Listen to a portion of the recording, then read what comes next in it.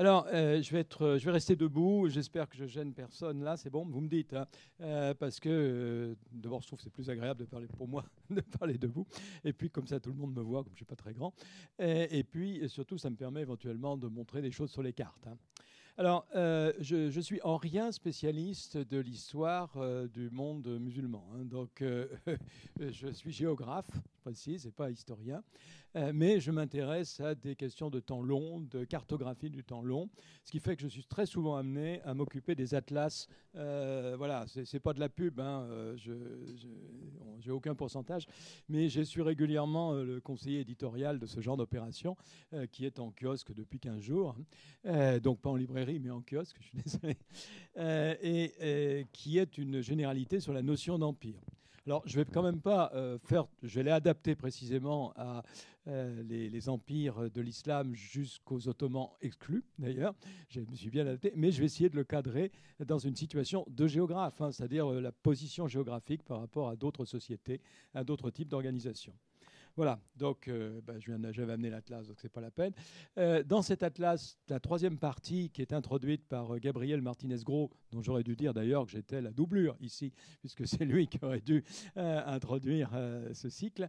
Donc avec Gabriel, mais nous sommes de vieux complices. Il a particulièrement chapeauté évidemment cette troisième partie, qui est la seule où les empires, le mot empire soit suivi d'un qualificatif religieux. Ce qui a posé problème et même débat au sein de plusieurs intervenants. Enfin, il y a eu discussion. Si jamais ça vous intéresse, on pourra en parler plus tard. Alors, mon propos est extrêmement simple, hein.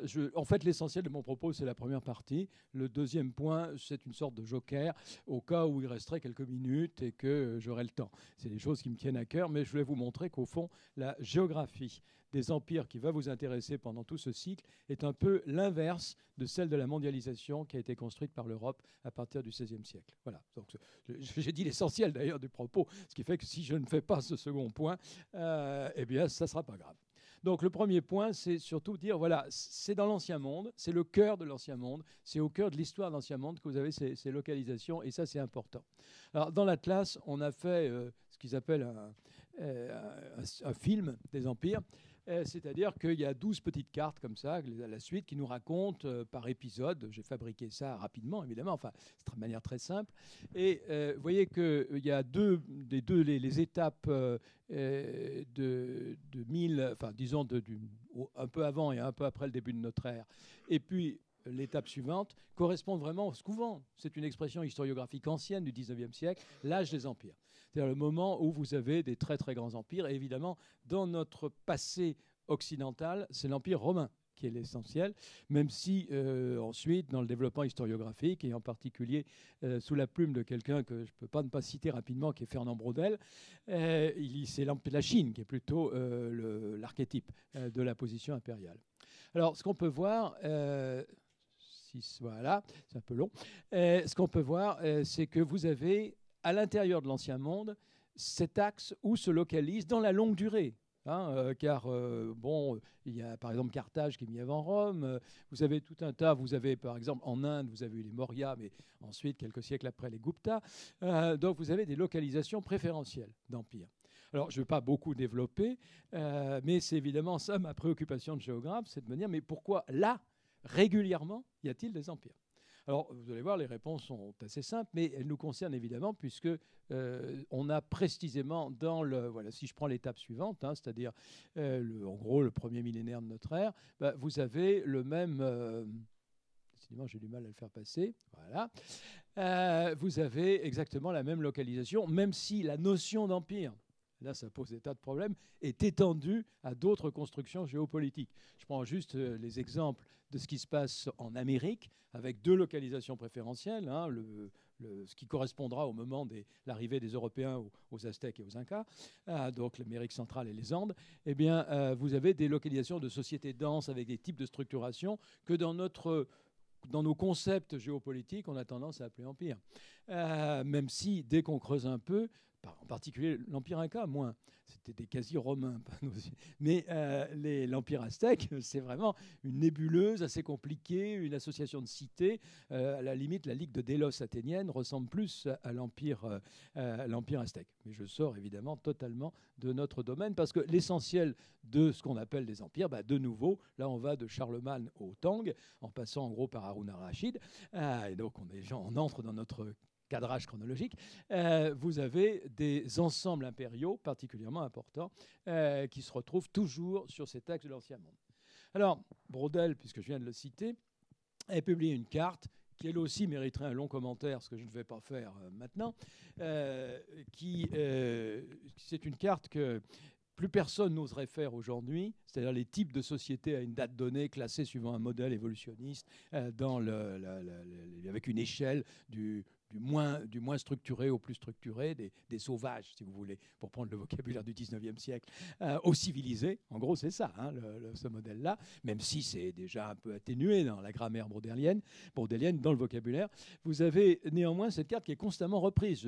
D'ailleurs, je peux me couvrir la tête de sang, je l'ai moi-même reprise dans un bouquin qui est là-bas, parce qu'elle est très pratique de classer, avant la première mondialisation des grandes découvertes, de classer les types de sociétés, de les situer les unes par rapport aux autres. Alors, il y a une chose qui est à l'intérieur de l'Ancien Monde. La première chose, ce n'est pas les 3/4 de l'humanité, c'est 90 à 92% de l'humanité. Bon, il y a peut-être à l'époque 50, 80 millions de personnes en Amérique. Un siècle plus tard, il y en aura 90% de moins. Avec l'arrivée des Européens et les maladies de l'Ancien Monde. Mais en dehors de cette population amérindienne, les Australiens ou les Polynésiens, c'est rien. Enfin, je veux dire, démographiquement, c'est très important au point de vue des types de sociétés, mais c'est peu de population. Donc l'humanité, c'est l'Ancien Monde. Et à l'intérieur de l'Ancien Monde, ce qui est frappant, c'est que vous avez cet axe qu'on retrouve. Vous voyez, ce n'est pas les empires. Là, c'est des types de sociétés. Et en gros, c'est une carte de densité. C'est-à-dire que là où vous avez des sociétés denses, c'est justement de la Méditerranée à la Chine et même au Japon, en passant par notre Moyen-Orient, par le monde indien, par l'Asie du Sud-Est. Vous avez cet ensemble de sociétés très denses qui sont là où vont se structurer des États complexes qui ne sont pas toujours des empires. Là, c'est un point important aussi. C'est que, bien sûr, là, vous avez des grandes configurations qui nous frappent et qu'on retient historiographiquement. Parce que retenir l'Empire romain, c'est plus facile qu'une nébuleuse de petites sociétés. Connaître le monde chinois, c'est plus simple. D'ailleurs, on sort de nos domaines, mais c'est une question que je pose souvent aux étudiants. Est-ce que vous êtes capable de me donner quelques lignes de l'histoire chinoise? En général, ils ne savent pas grand-chose, je peux vous dire. Même quand ils ont une licence d'histoire. Parce que notre subjectivité occidentale est forte. Mais ils ont quand même quelques repères. Tandis que si je vous pose la question sur l'Inde, ça devient plus compliqué. Parce que l'Inde du Nord, vous avez une succession d'empires. Alors on y voit clair. J'ai d'ailleurs parlé de Gupta, de Maurya, et puis jusqu'aux Moghols, on y voit à peu près clair. Mais l'Inde du Sud, sauf s'il y a un spécialiste dans la salle, je suis sûr que personne n'est capable de me donner une chronologie, même élémentaire, des grands noms de l'Inde du Sud, parce que c'est comme l'Europe, c'est plein de petits États, c'est compliqué. Alors l'Asie du Sud-Est, je ne vous en parle pas.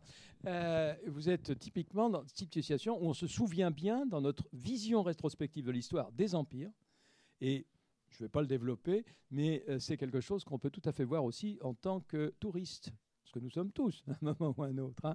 C'est-à-dire que les objets d'empire, les monuments d'empire, les structures impériales, et évidemment les images, c'est des choses qui marquent beaucoup plus. Bon, je ferme cette parenthèse sur cette subjectivité. Mais là, vous avez en gros les 3/4 de l'humanité depuis au moins 4000 ans. C'est pas, et probablement avant, mais enfin, voilà, on manque de moins d'informations. Mais enfin, on peut vous dire que l'essentiel des choses se passe là. Et si d'ailleurs vous le mettez en termes d'invention, de domestication, etc., ça va marcher. C'est là où se passe l'essentiel, quels que soient les mérites je suis un chantre de l'épopée des Polynésiens qui conquièrent le Pacifique. C'est une histoire extraordinaire, mais justement, c'est qu'on ignore complètement, d'ailleurs, en général. Mais c'est quelque chose qui n'a pas laissé laisser une trace à l'humanité collective et considérable. Tandis que la domestication du riz, l'invention de l'écriture, ben voilà, des tas de choses qui vont jouer un rôle absolument colossal. Et puis, à l'intérieur, évidemment, il y a une position assez centrale, pas tout à fait exactement en position complètement centrale, du lieu qui va nous intéresser, hein, d'un lieu d'histoire particulier qui est ce type de domaine. Alors, que tout cela, j'ai oublié de le dire, soit connecté, au sens très actuel de l'histoire connectée, comme on dit, que tout cela soit relié, soit en interaction, c'est quelque chose qui a des millénaires. Quand je dis des millénaires, le roi Gourand le faisait remonter au Paléolithique ancien. Hein, mais enfin, en tout cas, on en est sûr depuis au moins 5 ou 6 millénaires qu'il y a des circulations. Ce qu'on a appelé au XIXe siècle, mais c'est l'historiographie européenne, la route de la soie. Et vous avez un témoignage, malheureusement là les spots mangent un peu, mais tous ces petits points rouges que l'on voit ici, ce sont les caravansérails répertoriés par l'ONU, par l'UNESCO, pardon, et les caravansérails, mais je trouve que la carte est trop unique. Hein. Il faudra aller au moins jusqu'au Fondaco dei Tedeschi à Venise. Enfin, les Funduc, enfin les Fondaco italiens, c'est la même chose. Donc, il faudrait aller jusqu'à l'Europe et au Japon d'ailleurs. Vous avez là quelque chose qui nous témoigne, entre autres, hein, là je parle toujours avec l'idée du touriste que nous sommes parfois. Si vous voulez, vous pourrez prendre le PowerPoint tout à l'heure, hein, c'est plus simple que de prendre des photos. Vous avez là des témoignages de cette interaction constante de ces sociétés. En même temps, remarquez une chose, cela n'a jamais constitué une structure géopolitique totale. Il n'y a jamais eu, historiquement, un empire, une grande société, donc on l'aurait appelé une grande structure politique, on l'aurait appelé empire, qui aurait été de l'Irlande à Hokkaido, qui aurait tenu absolument tout ça. Sauf, quand même, que ça a bien failli se produire, on n'en a pas été loin dans la seconde moitié du XIIIe siècle avec l'empire de Gengis Khanid. Ce qui n'est rien d'autre que la route de la soie mise en structure géopolitique, qui devient un empire, une structure économique qui devient une structure géopolitique. Donc vous avez là quelque chose qui évidemment n'a pas tenu longtemps parce que la distance, l'étirement, fait que la communication politique, effectivement, le tenir politique, malgré les extraordinaires mérites de la poste mongole, c'est quelque chose qui, malgré tout, a duré quand même presque un siècle, hein, plus d'un demi-siècle. Voilà, donc, mais c'était à la fin, au moment vraiment d'apogée, si j'ose dire, de cette situation, de cette circulation. Donc ne jamais oublier cela, y compris si on remonte il y a 4000 ans, hein, le Louvre avait expertisé il y a une dizaine d'années des statuettes sumériennes, donc 6000 ans en Irak, dont les yeux rouges fascinaient, on se demandait ce que c'était. On me demandait si ce n'était pas la première forme de verre. Et en fait, c'était des rubis. Et ces rubis, comme on peut détecter l'origine précise d'une pierre précieuse, ils étaient birmans. Donc voilà, ça veut dire il y a 6000 ans, ça circulait. Alors c'est un objet qui dure, le rubis, parce que c'est très dur. Mais c'est quelque chose qui évidemment circulait aussi pour la domestication des plantes, etc. On le voit ensuite quand on s'aperçoit que les mêmes animaux, les mêmes plantes finissent par être diffusées à l'autre bout de tous ces axes. Donc voilà, c'est cette circulation et le fait que on est dans une position assez centrale, et je viens d'évoquer Sumer, de ce fait qui apparaît assez tôt. Alors, je n'aime pas beaucoup l'expression apparition dans l'histoire, mais vous avez les naissances des villes, de l'écriture, etc., qui se font dans la région qui nous concerne. Et justement, l'hypothèse la plus logique, c'est que tout simplement, c'est au carrefour, le principal, de tous ces axes, de tous ces passages, ce qu'aujourd'hui les économistes appelleraient de la fertilisation croisée. C'est-à-dire que des initiatives qui peuvent être à l'est, à l'ouest, au nord, au sud, eh bien, elles vont finalement confluer plus ou moins, être connues plus ou moins dans ces endroits-là et se féconder mutuellement en donnant des innovations de plus en plus efficaces. Bien, donc voilà notre élément de cadrage. Alors, de ce fait, ça, je reprends des cartes de l'Atlas des empires. J'avais fait une carte en disant, ben voilà, il y a des endroits où il y a régulièrement des empires. Donc, mais c'est vrai qu'il y a un petit spot là.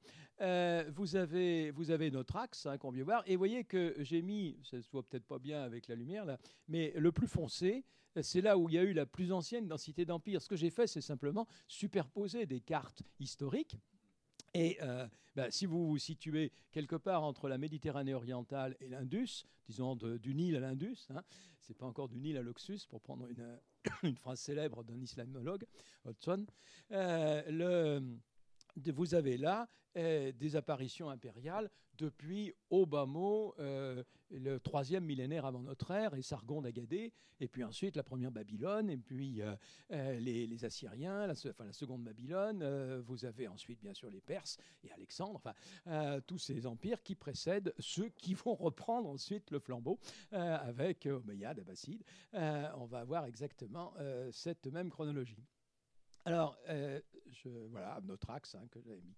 Alors, si je schématise, ça nous donne, vous voyez, cet axe d'empire avec une interruption ici, parce que la Chine, alors évidemment, mon schéma est très brutal, c'est-à-dire que ce qui se situe ici, vous avez une interruption sur laquelle je vais revenir, et puis il y a des déserts et des mers, et puis on trouve ce qu'on appelle des empires.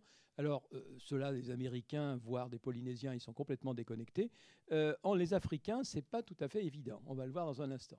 Alors, juste, vous voyez, l'ovale que j'ai fait de manière schématique ici, le voilà de manière tout à fait concrète, sur une carte qui n'est pas surprenante. C'est toujours l'Atlas du monde, là.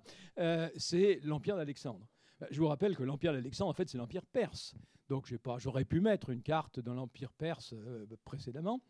Simplement, comme on est parti de la périphérie de l'Empire perse, suivant le modèle d'ailleurs de Gabriel, qui reprend Imraloun, vous avez la périphérie qui conquiert le centre, eh bien, vous avez simplement la Grèce, c'est la péninsule ibérique qui appartient, la péninsule balkanique, qui rejoint cet ensemble. Mais vous voyez, c'est bien de l'Indus jusqu'au Nil, de la Méditerranée à l'Asie centrale, si vous préférez. Et c'est tout à fait la géographie qu'on va retrouver bientôt dans des configurations musulmanes. Alors, si je reprends mon schéma, on voit que cette dynamique, c'est une dynamique qui s'étend, là où ce n'est pas forcément le plus complet. Alors, avant la dynamique, je vais oublier de dire, oui, il y a un élément essentiel qu'il ne faut pas oublier, bien que c'est ce qu'on attend en général du géographe. Je n'ai pas commencé par excusez-moi, si je pourrais avoir un peu d'eau. C'est ce qu'on attend du géographe, c'est de dire il y a des montagnes, il y a des rivières, enfin ce que les non-géographes appellent les conditions géographiques, le milieu naturel si vous préférez, mais il ne faut pas non plus l'oublier. Donc j'avais mis des océans là pour dire les ruptures, mais vous en avez une qui est absolument essentielle ici, c'est l'Himalaya, plus exactement l'énorme masse montagneuse en marge à l'est de nos préoccupations, mais ce sont quand même les deux plus grandes masses de l'humanité sur le plan démographique et historique. Vous avez l'Inde et la Chine. Et entre les deux, vous avez cette énorme montagne.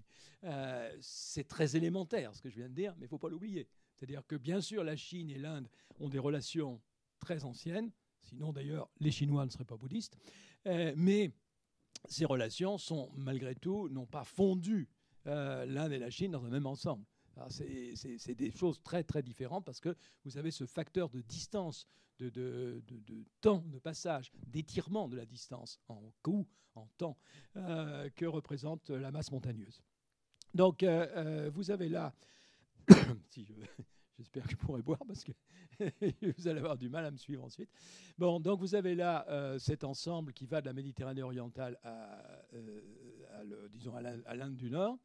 Et on a des extensions à la fois de ces empires et des empires lui-même, avec bien sûr vers la Méditerranée occidentale. Alors ça, ce petit... Merci, très gentil.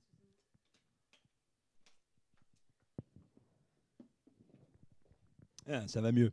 Donc ce que vous avez là ici, c'est tout petit. Si je prends cette petite partie de l'histoire ici, c'est notre historiographie. C'est, si vous prenez les manuels de collège, on part de la vallée de la Mésopotamie, on va en Égypte, on va en Grèce, on va à Rome, puis finalement on finit en Europe. Et puis à partir de là, on a une histoire eurocentrée. Vous avez exactement cette flèche. C'est ça, mais c'est une petite partie de cette vaste histoire de l'axe de l'Ancien Monde. Et puis, il y a évidemment d'autres zones d'extension. L'Inde. Alors, la flèche devrait d'abord être vers l'est, parce que l'histoire de l'Indienne, c'est de l'Indus vers le delta du Gange et du Brahmapoutre. C'est une conquête progressive, ce qui signifie, une remarque de géographe, une déforestation. C'est-à-dire que je vais pas développer ce point parce qu'il est essentiel, mais pas dans notre propos. les premiers empires les plus anciens, ils sont dans des régions de milieux naturels ouverts. Des steppes, des régions semi-steppiques, des savanes, des forêts claires faciles à déforester. C'est le Moyen-Orient, si vous voulez.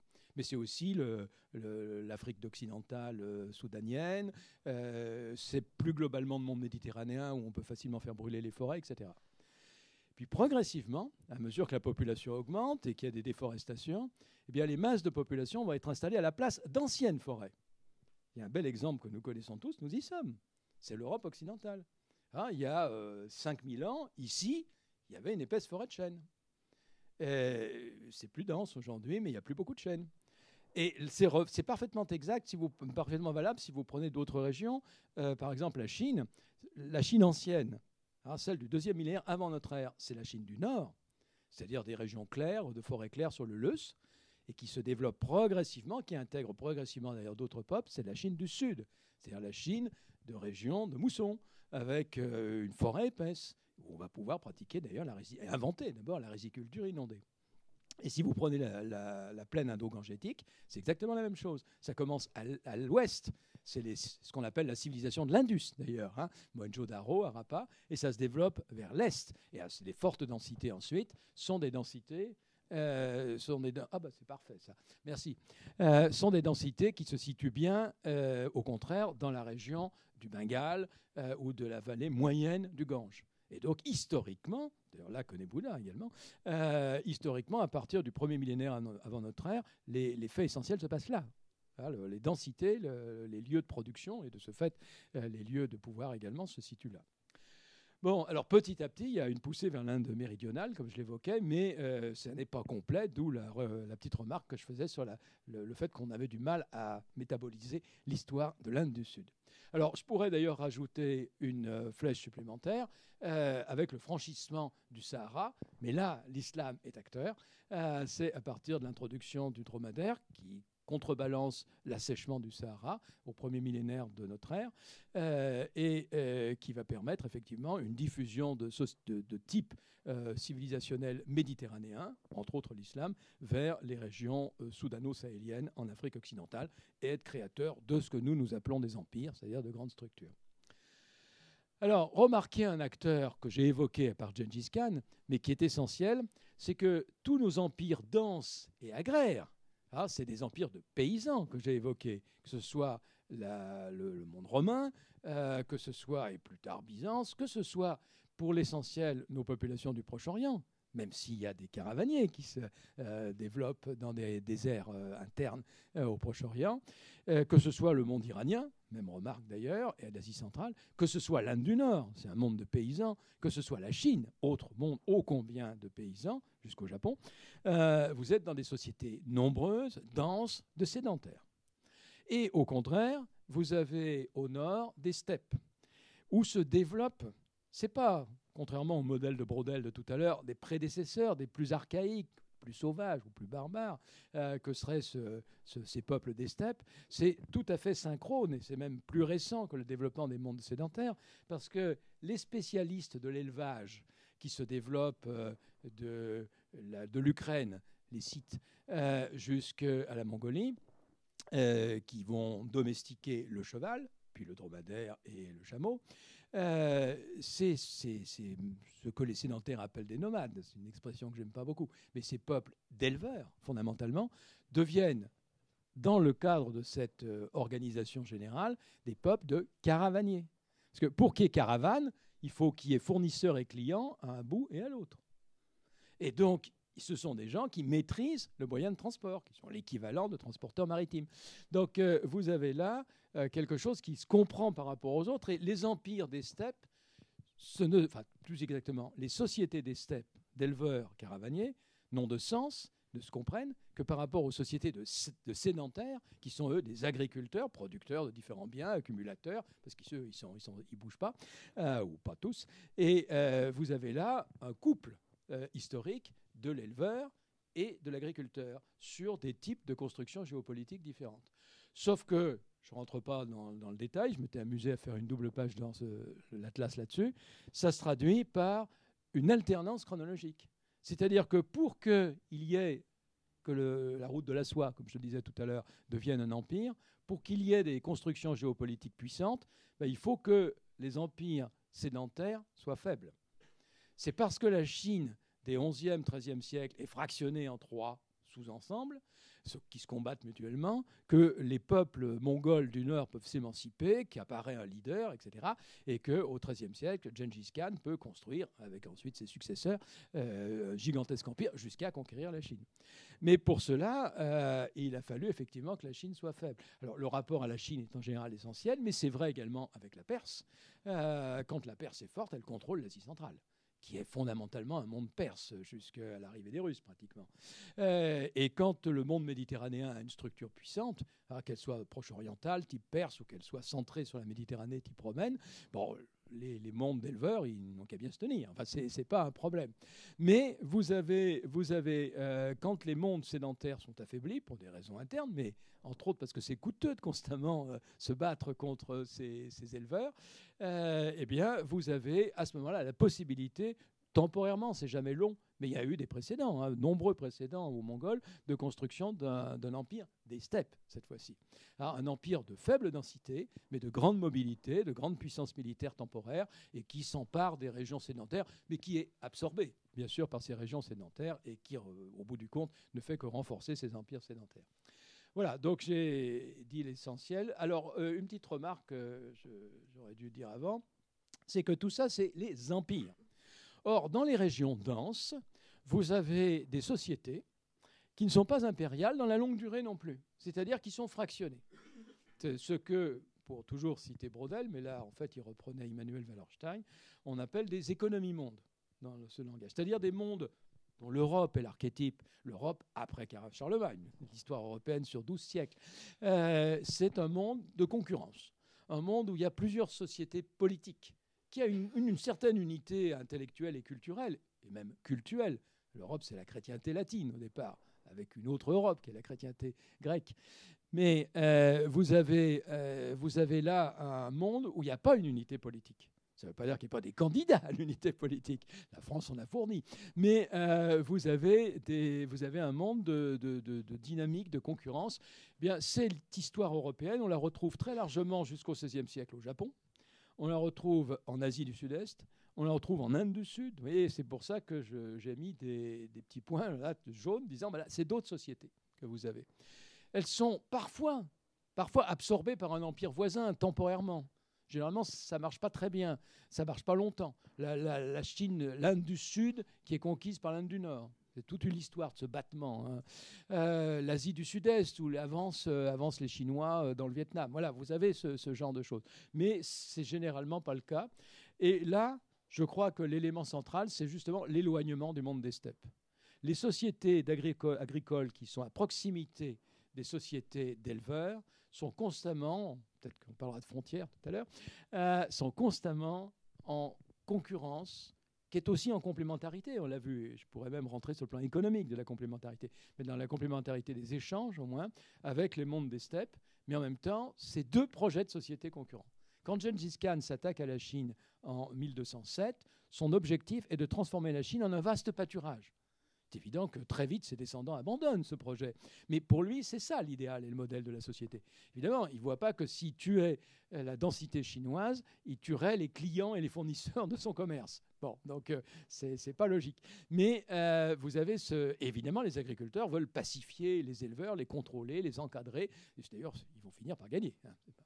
Donc vous avez des sociétés qui ont besoin, l'histoire iranienne et l'histoire chinoise le montrent bien, ont besoin d'empire, c'est-à-dire besoin d'une structure géopolitique qui puisse contrôler le nerf de la guerre, la fiscalité et la conscription. Enfin, ce n'est pas forcément sous cette forme que nous on appelle conscription, mais en tout cas, ils ont besoin de moyens financiers et éventuellement de soldats.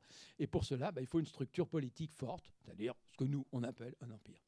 Donc ça marche pour Rome, ça marche pour la Perse, ça marche pour la Chine, ça marche pour l'Inde quand elle est ouverte sur l'Afghanistan et l'Asie centrale, donc l'Inde du Nord-Ouest en privilégie particulièrement, mais ça ne marche plus quand on est dans l'archipel japonais, en Asie du Sud-Est, en Inde du Sud, et puis quand on est dans la petite presqu'île occidentale, à partir du moment où elle devient dense, à partir du Moyen-Âge européen, où les forêts sont en partie éclaircies. Et vous avez là une société fragmentée, mais qui n'a pas besoin d'unité, qui n'est pas menacée exactement comme l'est le monde persan. Si vous prenez l'histoire du monde iranien par rapport à l'histoire de l'ouest de l'Europe, vous avez deux histoires constamment différentes, l'une d'une société ouverte sur l'Asie centrale et d'une société loin, loin des steppes. Les derniers, c'est les Hongrois, ils sont arrivés tard, et puis pas beaucoup non plus en Europe. Voilà, donc c'est ce que j'avais schématisé ici en disant, ben voilà, vous avez au début un truc central, c'est le lieu qui nous intéresse, là où vont se développer les empires musulmans. C'est là où vous avez ce que j'avais appelé tout à l'heure la fécondation croisée, le maximum de possibilités d'interaction des innovations.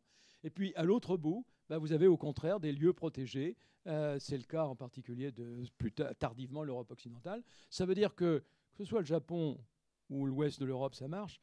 Pour reprendre cette vieille formule, ils entrent tard dans l'histoire. C'est-à-dire que c'est pas là où les innovations se font. Il n'y a pas grand monde d'abord au départ. Et puis, comme auraient dit des Romains, c'était des mangeurs de glands. Hein. Donc voilà, pour dire les choses de manière caricaturale.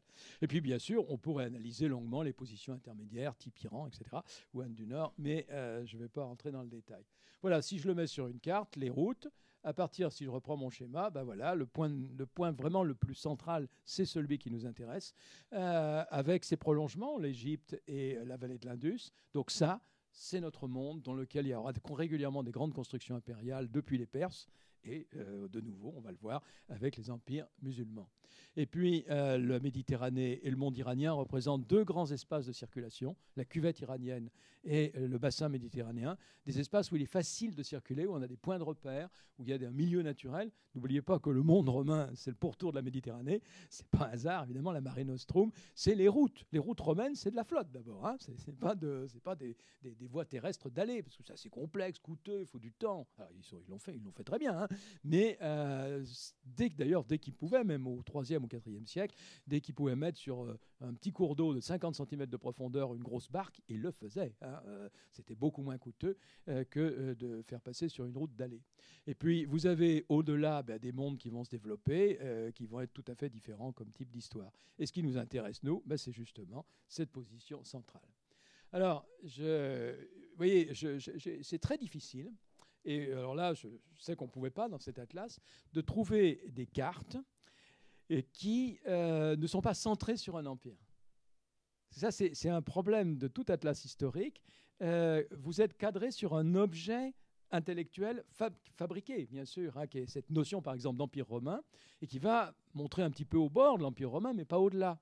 Et si vous voulez cadrer un peu différemment, ça devient difficile. Et là, un atlas secondaire, mais peu importe, il y avait ce mérite de cadrer aussi le monde parthe, et au-delà d'ailleurs l'Asie centrale jusqu'à l'Inde. Donc c'est un cadrage assez rare. Ce qui est intéressant, c'est que vous voyez qu'ici, on a bien, j'ai mis en marron, comme notre Himalaya tout à l'heure, cet obstacle géopolitique est un ensemble de montagnes et de déserts qu'on peut franchir. Justement, la route de la soie, c'est ça.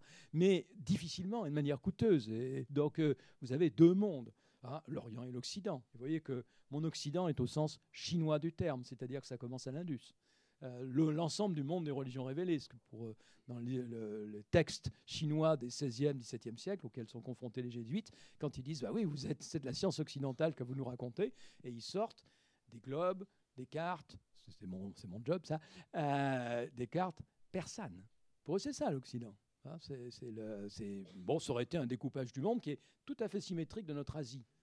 Bon, je ne développe pas parce que c'est dans mes dadas, ça, les découpages du monde.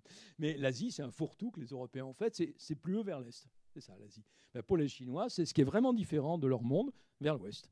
Et on aurait pu couper, effectivement, de ce type-là si le monde avait été découpé vers les Chinois. Donc, une coupure fondamentale, vous voyez, c'est là, elle est manifestée par monde romain, monde perse, parthe, l'Iran. Là, vous avez, sur la Mésopotamie, une coupure historique importante.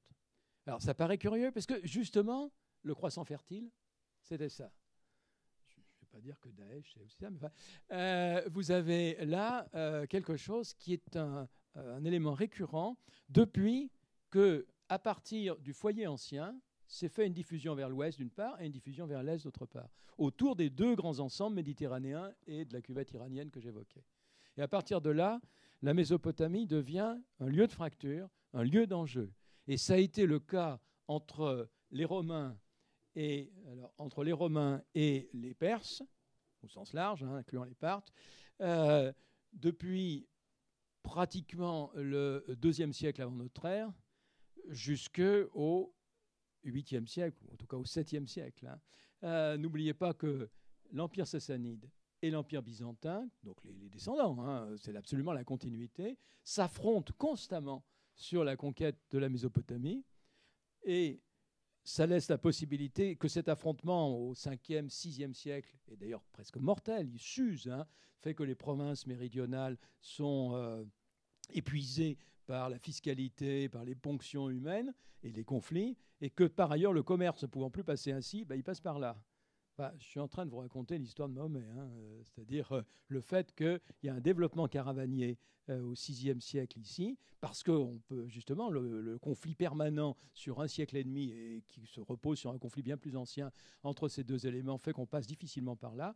Et en même temps, vous avez un épuisement impérial, en particulier dans les régions de Syrie, du sud de la Perse et de l'Égypte. C'est-à-dire là où les conquêtes vont être en quelques années. Donc vous avez là une coupure historique essentielle qu'on va revoir jouer. Il y a des rejeux, comme on dit, mais ce n'est pas un héritage, c'est parce que ça correspond à des logiques géographiques assez simples. J'ai bloqué mon petit truc. Dans ce découpage. Alors il y a encore une autre discontinuité qu'on aime bien montrer, qui remonte à l'Antiquité et qui est liée à une histoire ancienne, celle du bassin oriental de la Méditerranée, une histoire très ancienne, puis une histoire de Far West, au sens littéral de l'Ouest, là, qui se développe avec les Grecs, puis ensuite les Phéniciens, et puis ensuite sa structure avec les Romains, qui devient le monde latin. Donc l'opposition grec-latin, qui ensuite deviennent chrétienté latine et Europe occidentale et monde slave, Russie, c'est quelque chose qui est un élément important dans ce temps long et ces configurations.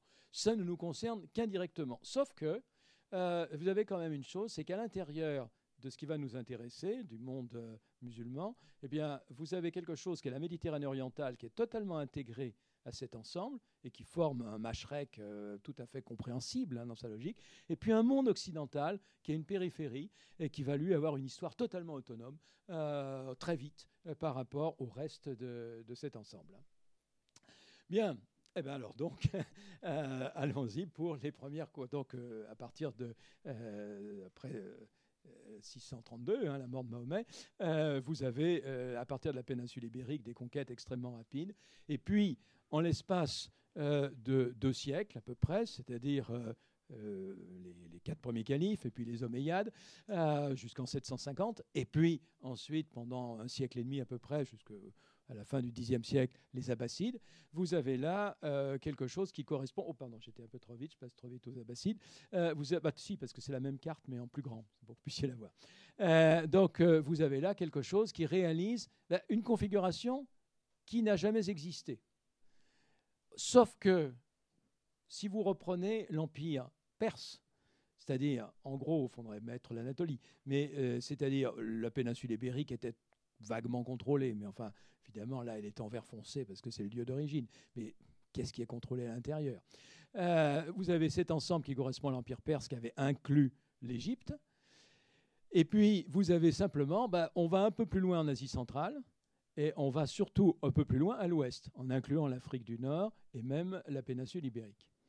Bon, là, vous avez une configuration qui n'est pas finalement profondément différente, qui correspond bien à l'extension que j'avais évoquée tout à l'heure et au fait qu'il y a eu densification progressive de la Méditerranée, de ce Far West que j'évoquais, au cours de la première moitié de notre premier millénaire.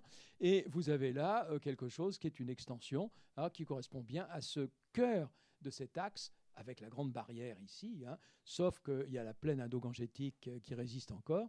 Mais on voit que vous avez aux 2 bouts 2 structures géopolitiques qui ont représenté un coup d'arrêt. Alors, évidemment, il ne faut pas surestimer la bataille de Poitiers, mais enfin, les Pyrénées représentent bien une barrière. Et puis là, ce qui a été un peu plus important, la bataille de Talas en 751, qui est une victoire, d'ailleurs, des armées musulmane, parce que je crois qu'il ne faut pas dire arabe, il devait y avoir essentiellement des Turcs et des Iraniens, mais une armée musulmane face aux Chinois.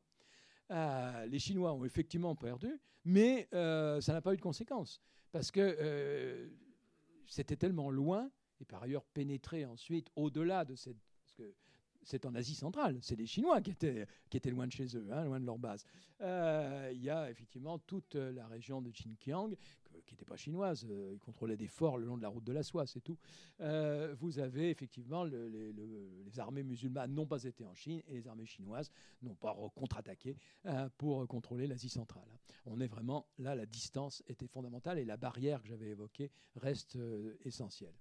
Donc vous avez là cet élément, et on comprend très très bien qu'aujourd'hui ce soit un mythe, cet empire, qu'on appellerait califat, puisque c'est le seul moment d'extension et d'apparente unité. Dans les faits, c'était des gouverneurs très, très, très indépendants, mais d'apparente unité de ce monde depuis l'Oxus jusqu'au Nil à coup sûr, mais pratiquement jusqu'à l'Èbre. Vous avez cet ensemble qui est au fond l'héritier du monde romain au sud et l'héritier du monde perse. Cette fois-ci, c'est la carte que j'avais montrée où il y avait Rome et les Parthes, qui est les deux qui sont combinés avec un centrage sur la zone de fracture, puisque la capitale des Omeyyades, c'est Damas. Donc vous avez là une construction qui correspond à tout cet ouest, ce gros morceau ouest de l'axe de l'Ancien Monde, qui est un rêve évidemment, qui ne durera pas longtemps. Alors, une petite remarque sur un vieux truc d'historiographie. C'est un historien belge de la première moitié du XXe siècle. Il est mort en 1935. Il s'appelait Henri Pirenne. Et il est célèbre pour un bouquin, pour un article d'abord, puis un bouquin qui a été publié de manière posthume, qu'on appelle Mahomet et Charlemagne, où justement il se posait ces questions géopolitiques sur la fracture méditerranéenne. C'est pour répondre à la question nord-sud qu'on voyait sur la carte précédente. Et en fait, à la résistance de Byzance par rapport à l'Empire byzantin, par rapport à l'avancée des armées musulmanes, puis la résistance de la chrétienté latine, vous avez ce qui était l'espace d'unité qui est devenu une ligne de discontinuité, qui est la Méditerranée. Ce qui évidemment a une importance considérable aujourd'hui dans notre héritage. Alors cet ensemble, c'est une remarque assez simple, c'est de remarquer que effectivement, si on le traduisait en carte de densité, ce qu'aucun historien n'ose faire, ce qu'on ne peut pas parce qu'on n'a pas les sources, on n'a pas les moyens, mais on a l'état d'indice. Donc ne serait-ce que les déboisements, j'évoquais tout à l'heure. Si on le prend en carte de densité, on se situe en 1000 avant notre ère. Les fortes densités, c'est le Proche-Orient, c'est l'Égypte évidemment, c'est le littoral méditerranéen comme la Grèce. Déjà l'ouest méditerranéen, c'est beaucoup moins dense. Et puis c'est pas du tout les mondes forestiers du nord. Si on se situe au contraire en 800, comme sur cette carte, donc presque 2000 ans plus tard, eh bien les mondes denses, c'est plutôt les mondes septentrionaux, les Balkans, c'est par exemple le monde carolingien, et le monde carolingien, c'est entre Loire et Rhin, le cœur. C'est là où il y a les fortes densités. Parce que c'est déboisé, parce que c'est là où, sur des terres lourdes, on a eu tout un tas de mutations techniques, de la charrue, du collier d'épaule. Enfin bon, je ne veux pas rentrer dans ces trucs techniques, mais vous avez tout un tas d'éléments de transformation aussi des types de graines, de cette céréale, de cette herbe stépique proche-orientale qui était le blé et qui devient toute autre chose quand c'est cultivé dans les plaines picardes ou de la Beauce. Vous avez là quelque chose qui est une modification des rapports de densité et de fait des rapports de force géopolitiques, comme ce que je racontais sur la Chine et l'Inde du Nord, c'est tout essentiel dans leur histoire. Ce qui fait que ce qui était ici il y a 3000 ans une histoire de densité par rapport à des régions autour qui étaient moins denses, c'est l'inverse. C'est que vous avez des régions, des ensembles denses, la vallée du Nil, la vallée du Tigre et de l'Euphrate, les piémonts iraniens, mais globalement dans un monde peu dense. C'est contrairement à ce que souvent une historiographie 19e siècle racontait de bédouinisation, l'idée que l'islam amenait une baisse des densités parce qu'il voulait mettre des pâturages, il voulait faire de l'élevage extensif partout. C'est marginalement vrai, mais ce n'est pas ça l'essentiel. C'est surtout que les densités deviennent plus fortes ailleurs. C'est le rapport qui s'inverse. Et ça, c'est un élément absolument essentiel pour comprendre ensuite des tendances historiques lourdes, qui est cette résistance du nord de la Méditerranée, mais en même temps, le fait que la Méditerranée se sépare parce que le centre de gravité de ce qui s'est construit, qu'on peut appeler Europe seulement à partir de ce moment-là, ça n'a pas de sens le mot Europe avant, eh bien, c'est justement des centres de gravité qui sont beaucoup plus septentrionaux et qui sont toujours d'ailleurs les centres de gravité de l'Europe actuelle. Hein. Si la capitale de l'UE est là, c'est pas loin d'Aix-la-Chapelle d'ailleurs, vous êtes toujours dans les mêmes logiques de gravité. Donc cette coupure, elle se construit à ce moment-là, et on comprend effectivement qu'à l'intérieur du monothéisme, il y a une séparation entre un monde chrétien et un monde musulman à ce moment-là. Vous avez aussi cette opposition que j'avais évoquée pour l'Est et l'Ouest du Nord, mais le monde grec et le monde romain, latin, pardon, mais ce n'est pas directement notre sujet. Alors, deuxième grand épisode, cette fois-ci c'est 750 à l'an 1000 à peu près, c'est la grande période des Fatimides. Je pense que j'ai fait une carte, j'ai mis la même carte en plus grand, voilà. C'est les cartes de l'Atlas. Hein. Donc vous avez... Alors, officiellement, le califat fatimide se poursuit au XIe et XIIe siècle. En réalité, c'est une coquille vide. C'est-à-dire qu'il y a bien un calife fatimide, mais il y a des sultans et des vizirs en particulier qui ont le pouvoir et qui sont généralement des Iraniens ou des Turcs, hein, suivant les moments. Et donc, ça fait des espèces de sous-dynasties à l'intérieur du monde fatimide. Le point important, c'est que, sauf au tout début, hein, vous avez donc au Xe siècle, vous avez un monde qui va se fractionner sur les marges. C'est-à-dire que le califat fatimide, au départ, c'est notre croissant fertile, c'est-à-dire la Mésopotamie et l'Iran et l'Égypte, avec des prolongements en Asie centrale d'une part, et puis là, le cadrage de la carte a surtout centré le prolongement vers l'ouest. Mais en réalité, le cœur, c'est ce Mashrek. Cela dit, le problème, c'est, on l'a vu, le basculement de part et d'autre du désert de Syrie. Les Omeyyades, c'était Damas. Les Fatimides, c'est la création et le centrage sur Bagdad. Alors, Bagdad, c'est un très vieux lieu. Hein, c'est à quelques dizaines de kilomètres du site de Babylone. Hein, c'est exactement une localisation historique récurrente. Hein. Mais ils reprennent effectivement une position tout à fait centrale à l'intérieur de la Mésopotamie. Cela dit, c'est tout près de l'Iran. C'est-à-dire que quand on est dans un centrage vers l'Est, eh bien, on est historiquement toujours dans des dynasties plus marquées par le monde iranien, et qui va ensuite s'autonomiser. Je n'ai pas prononcé le mot chiite, hein. Donc, de monde iranien, je dis bien, avec d'ailleurs un usage de la langue persane, même si elle est écrite en arabe, qui devient de plus en plus importante.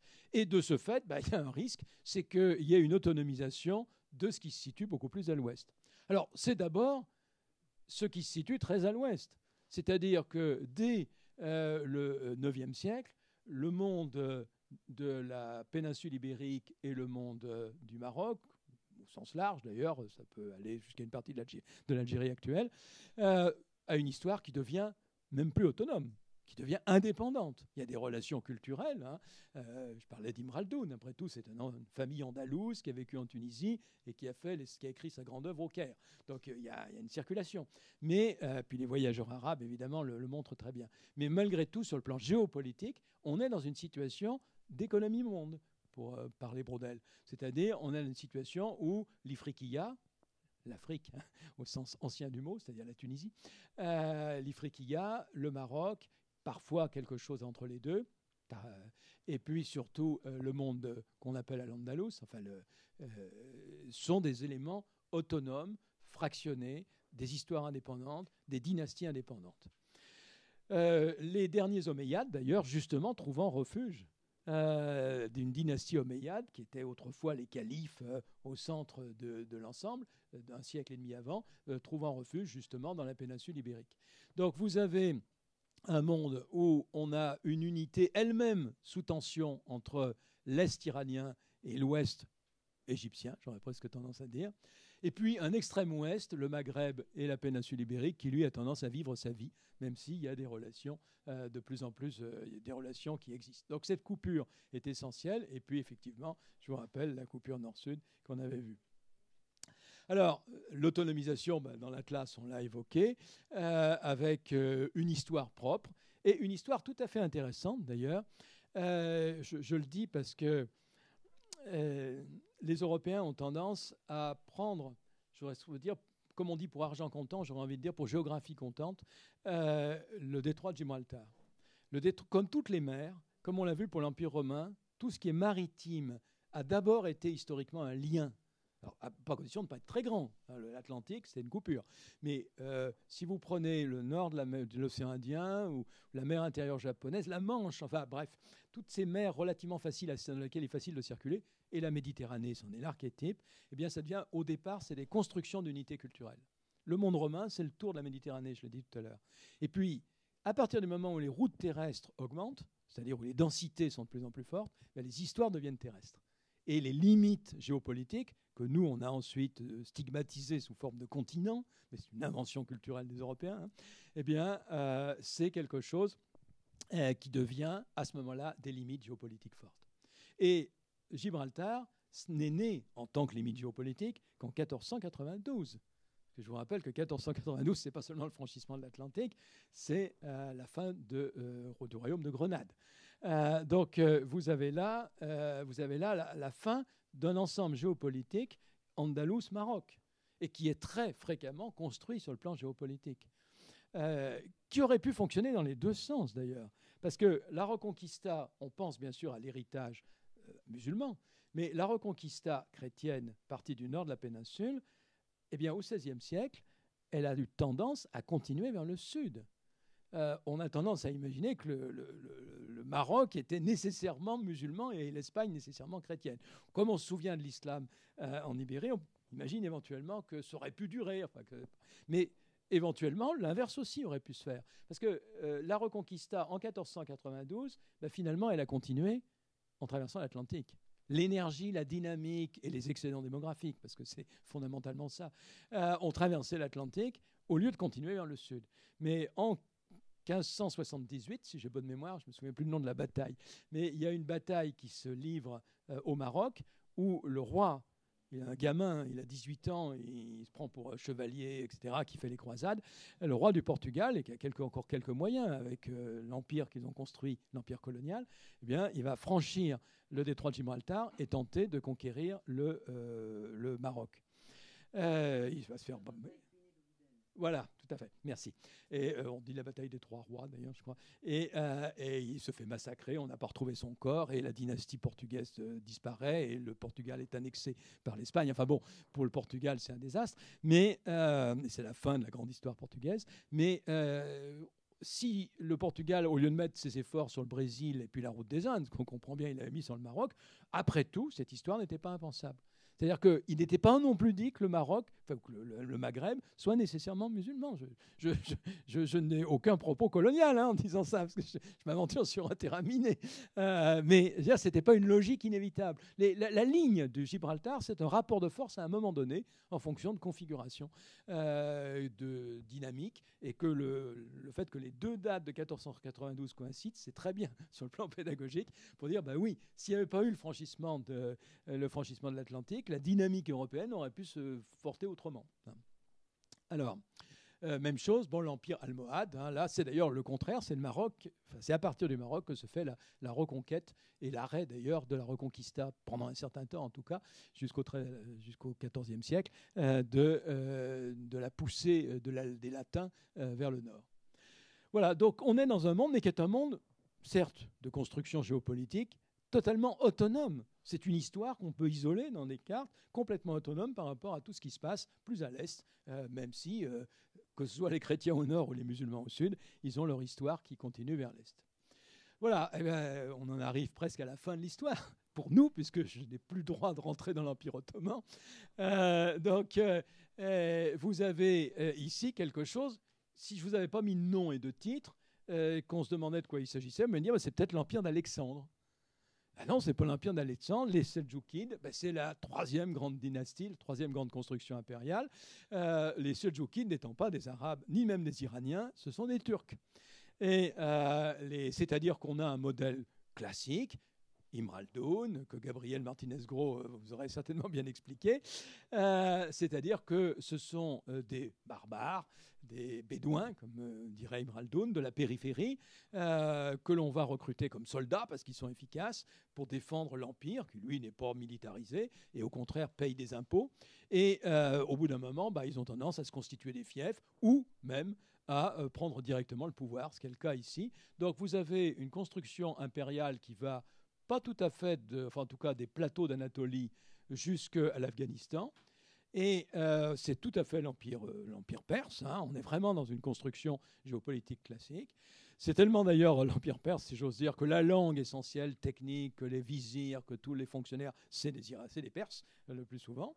Et de ce fait, eh bien, la coupure entre le monde de l'Égypte et éventuellement de la Syrie d'une part, et puis le monde centré l'Iran, elle fonctionne, et que là, vous avez une autre construction géopolitique, ce sont les Fatimides qui se construisent, qui se séparent. Et donc, non seulement vous avez l'Ouest, qu'on a vu, qui est complètement autonome, mais vous avez ici deux autres constructions, c'est-à-dire qu'on a au minimum 3 constructions géopolitiques. On va voir qu'il y en a même bientôt 4.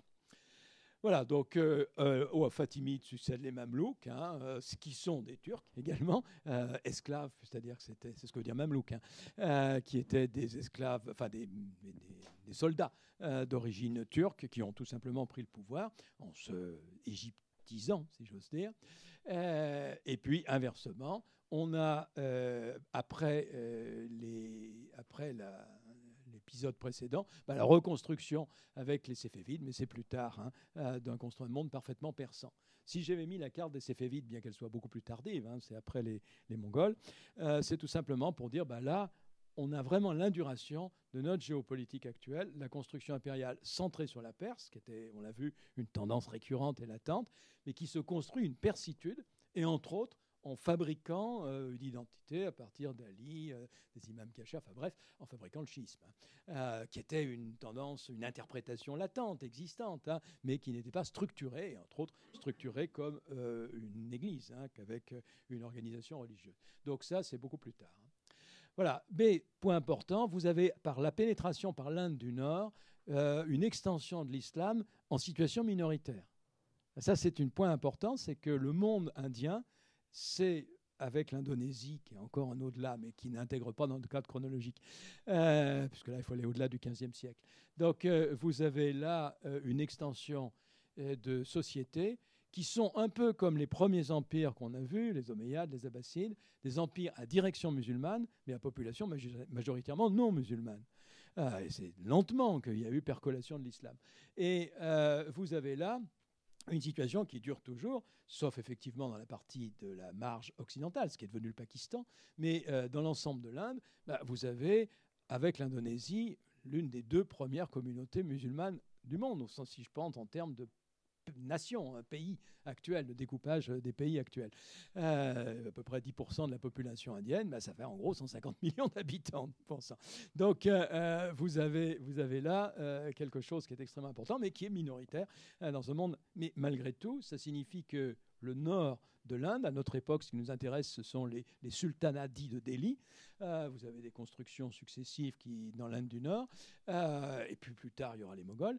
Vous avez des constructions géopolitiques à direction musulmane, à pratiques administratives, politiques et linguistiques et culturelles persanes, et à population hindouiste et à langue indienne diverses, généralement ici plutôt de type indo-européen, et ce qui est le cas dans l'histoire indienne, on va y revenir un instant en arrière, c'est une faible pénétration dans l'Inde du Sud, ça reste essentiellement un problème dans l'Inde du Nord. Voilà. Donc, j'en suis resté à ce point-là. J'ai sans doute été trop long. Je peux, si vous m'accordez 5 minutes, dire 2 mots. Oui, bon, si j'ai le feu vert, j'y vais. Donc, simplement dire, si je franchis la construction de l'Empire ottoman, vous dire que ce monde qu'on a vu, qui était centré sur l'Ancien Monde, à l'intérieur de l'Ancien Monde, sur cet axe de forte densité de l'Ancien Monde, dans ces fortes densités, sur le cœur où se construisaient depuis plus de 3000 ans des empires, eh bien, si vous le mettez sur un planisphère, c'est l'inverse de ce qui se produit à partir du XVIe siècle, où ce sont les océans, les routes maritimes, les pays lointains, dirigés, saisis par une l'extrême ouest de cet axe, ce monde fragmenté qu'est l'Europe, qui va construire quelque chose qui va au contraire entourer cet ensemble. Alors, je l'avais caricaturé dans une double page de l'Atlas, je vais plutôt le simplifier. Ben voilà, si je veux schématiser, vous avez notre axe de l'Ancien Monde, ici, avec les empires, ceux qui étaient autour du monde des steppes. Alors, à partir du XVIe siècle, il se produit un phénomène de renversement définitif du rapport de force entre les empires sédentaires, paysans, et le monde des éleveurs, caravaniers des steppes. Vous avez vu que c'était une alternance jusqu'à la disparition du grand empire moghol au début du XIVe siècle, et puis à la charnière du XIVe et du XVe siècle, le dernier épisode à partir de l'Asie centrale, qui est celui de Tamerlan, qui mord effectivement sur notre empire perse proche-oriental que j'ai évoqué, mais c'était à la limite de mon cadrage chronologique. Donc, le rapport de force, vous voyez, jusqu'au XVe siècle, il alterne. Mais l'évolution progressive de l'augmentation des masses paysannes, c'est surtout des inventions techniques. On parle des empires de la poudre, c'est-à-dire à partir du moment où il y a de l'artillerie, où le cavalier, l'archer cavalier, qui était la grande force de tous ces peuples des steppes, sa rapidité, ne fait plus le poids par rapport à des gens qui ont des fusils et des canons. Voilà, c'est ce qu'on appelle donc les empires de la poudre. Bien, les empires de la poudre, et en particulier ceux des deux bouts, le dernier né des empires, aux marges orientale de l'Europe, c'est la Russie, qui était au départ, c'est-à-dire au XIIIe siècle, un vassal de la Horde d'Or, c'est-à-dire des Mongols. Donc c'est les Russes d'un côté, les Chinois de l'autre, vont tout simplement prendre le contrôle des steppes. Ça prendra du temps, c'est les Russes qui vont en kilomètres carrés en faire le plus, dans la Sibérie, puis dans l'Asie centrale au XVIIIe siècle, mais les Chinois, c'est aussi le contrôle des régions du Nord, qu'ensuite les Russes vont leur piquer, et puis même d'une partie de l'Asie centrale. Vous avez, si je ne l'ai pas fait là parce que ce n'est pas mon objet, mais si on prend la carte des pays considérés comme tributaires par l'Empire Qing au XVIIIe siècle, c'est impressionnant. C'est toute l'Asie centrale, c'est tout le nord de l'Inde, c'est toute l'Asie du Sud-Est, c'est la Corée, bien sûr. Vous avez là, et puis bien sûr la Sibérie. Donc vous avez là un monde sur lequel, justement, disparaît cet acteur qui était essentiel. Mais ça, ce que je vous raconte, c'est la fin de l'histoire ancienne, de cet axe de l'Ancien Monde. Là, c'est cette évolution. Parce que ce qui s'est produit entre-temps, au XVe, XVIe siècle, c'est que, c'est un petit peu vrai pour le Japon d'ailleurs, mais c'est surtout vrai, bien sûr, pour l'Europe occidentale, eh bien, ces deux bouts de l'axe, et ça a été le cas à un moment d'ailleurs de la Chine au début du XVe siècle, qui ne pouvaient plus difficilement circuler après l'effondrement, ou les produits ne pouvaient pas circuler après l'effondrement de l'Empire mongol, ils vont chercher une nouvelle route, et je suis en train de vous raconter Vasco de Gama, dont une variante vers l'ouest est Christophe Colomb. Mais vous avez quelque chose qui fait que, en se saisissant de l'Amérique, parce que ça a été ça l'essentiel, toute l'histoire de Vasco de Gama, puis des compagnies des Indes, c'est une histoire d'une nouvelle route de la soie. Ça change un peu les choses, mais ce n'est pas bouleversant. Ce qui est bouleversant, c'est la conquête de l'Amérique grâce aux maladies. Sans les microbes, ils n'auraient jamais conquis l'Amérique.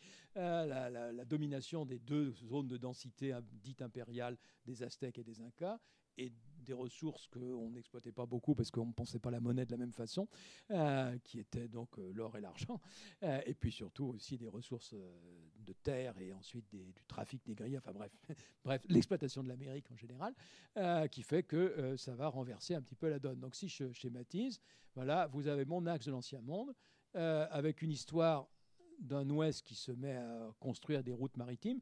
Plus modestement, le Japon fait la même chose dès le XVIe siècle, bien le voir. Et ensuite, il se fermera face aux Européens.